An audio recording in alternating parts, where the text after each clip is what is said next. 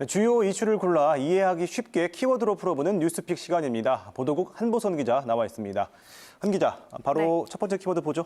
네, 첫 번째 키워드 처방전이 틀렸다입니다. 네. 얼마 전 포털을 장식한 뉴스가 있죠. 사상 첫 인구 감소. 지난해 말 우리나라 주민등록 인구는 5,182만 9,023명으로 전년보다 2만 800여 명이 줄었습니다.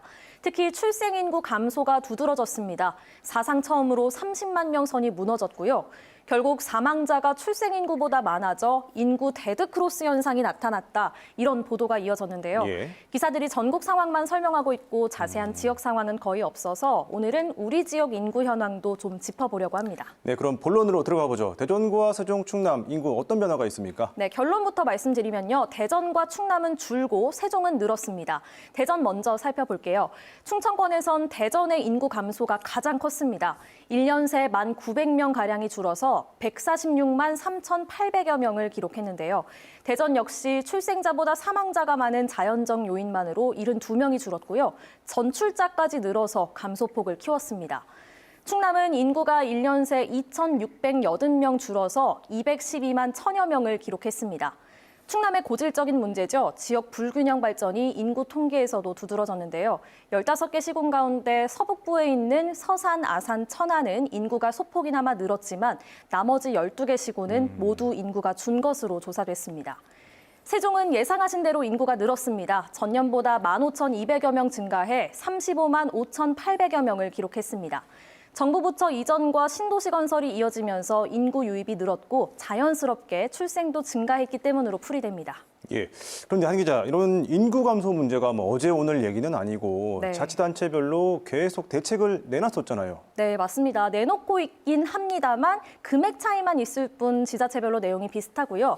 마치 앙금 없는 찐빵 같다고 해야 할까요? 아이를 낳고 키우는데 근본 대책은 되지 않는다는 게 문제입니다. 예. 몇 개 소개해드릴게요.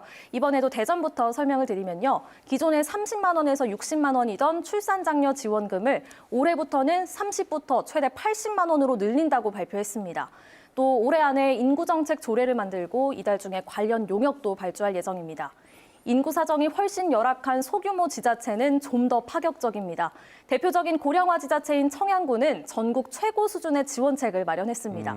지난해 조례를 개정해서 올해부터 출산 장려금을 대폭 확대한 건데요. 예. 첫째를 낳으면 500만 원, 둘째를 낳으면 1,000만 원, 셋째 1,500만 원.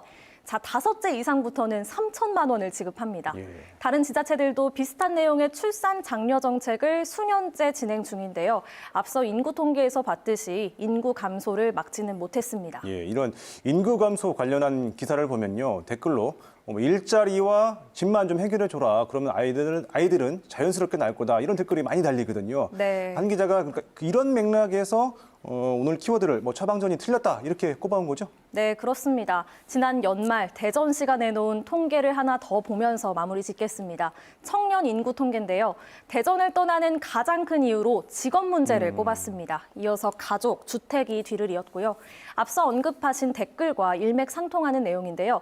전국 5손가락 안에 드는 규모의 대전도 일자리와 주택 문제 해결이 쉽지가 않은데 청양이나 부여 같은 인구 3만 명에서 10만 명 단위 시군에서 제대로 된 처방전을 내놓긴 힘들겠죠.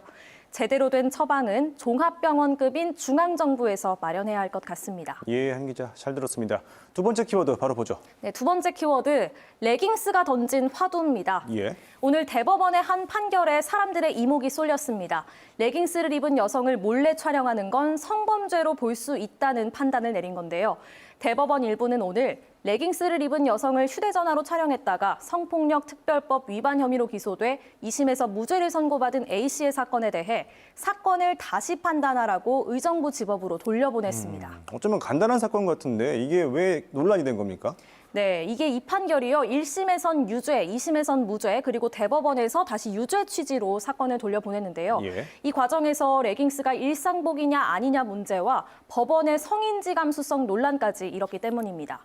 사건은 지난 2018년으로 거슬러 올라갑니다. 39살 남성 A씨가 버스에서 내리려고 서 있는 레깅스를 입은 여성의 뒷모습을 8초간 휴대폰으로 몰래 찍습니다. 영상을 찍은 거죠.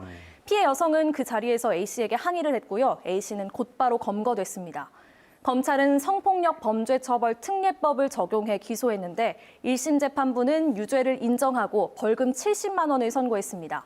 촬영한 부위가 성적 욕망 또는 수치심을 유발할 수 있는 신체에 충분히 해당한다고 본 겁니다. 예, 그런데 이게 항소심에서 무죄로 뒤집힌 거네요. 네, 그렇습니다. 2심 재판부인 의정부지법 형사 1부는 원심 판결을 파기하고 무죄를 선고하면서 레깅스는 최근 일상복으로도 많이 입고 다니는 만큼 그 자체로 성적 대상으로 보긴 어렵다고 봤습니다. 또 직접적인 신체적 노출이 적었고요. 피해자가 현장에서 항의하고 또 경찰서에서 기분이 더럽다 이렇게 진술을 하기도 했는데 이게 불쾌감에 해당하지 성적 수치심이라고 단정하긴 어렵다고 봤습니다. 예, 그럼 무죄라고 본 2심과 이번에 대법원의 판단 뭐가 달랐던 겁니까? 네, 대법원은 레깅스처럼 몸에 밀착해 굴곡이 드러나는 경우도 성적 욕망 또는 수치심을 유발할 수 있는 신체에 해당한다고 본 겁니다. 범죄 대상이 반드시 노출된 신체에 한정되는 건 아니라는 판단인데요. 한 대법원 관계자는 이번 판결이 성적 자유를 자기 의사에 반해서 성적 대상이 되지 않을 자유로까지 확대했다고 설명하기도 했습니다. 지금까지 뉴스픽이었습니다.